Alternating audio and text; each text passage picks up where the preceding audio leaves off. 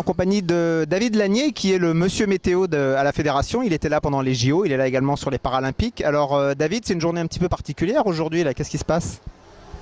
Oui, bonjour. Oui, en effet, on est pile au cœur de l'anticyclone, donc ça veut dire qu'il n'y a pas de vent, pas de champ de pression, et effectivement, on est en attente. Donc ce qui peut peut-être nous sauver, c'est des brises thermiques, mais au cœur d'un anticyclone, les brises thermiques sont quasi nulles. Donc on espère, on a encore 1h30 d'attente. On aura peut-être une petite brise de sud-ouest qui peut rentrer, mais c'est pas gagné. Ce qui compte, c'est la régularité en direction et en intensité du vent. Donc s'il y avait 3-4 nœuds réguliers pendant 1h30, ça le ferait, mais pour l'instant, c'est pas le cas.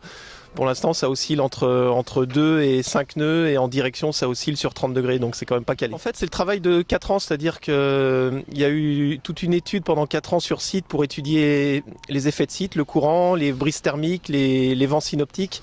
Le vent synoptique. Le vent synoptique, qu'est-ce que c'est? C'est le vent qui est lié au déplacement des anticyclones et des dépressions, donc qui régissent toute la planète.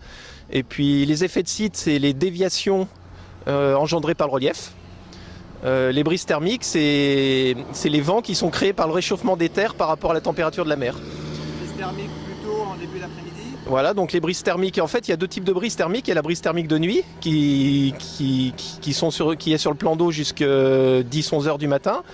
En général, après il y a une phase d'attente, et puis en après-midi il y a les brises thermiques.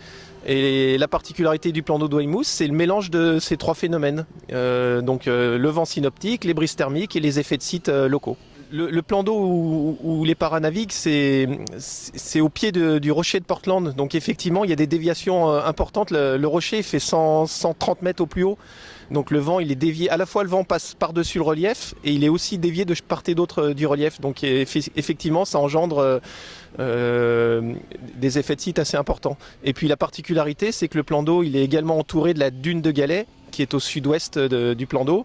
Et lorsque les régates ont lieu avec un vent de sud-ouest, le vent n'est pas facile à gérer et assez aléatoire. Un grand merci pour toutes les explications. Ce soir, je pense qu'on se couchera moins bête. On en saura tout sur la météo marine. Voilà, bonne soirée. Au revoir.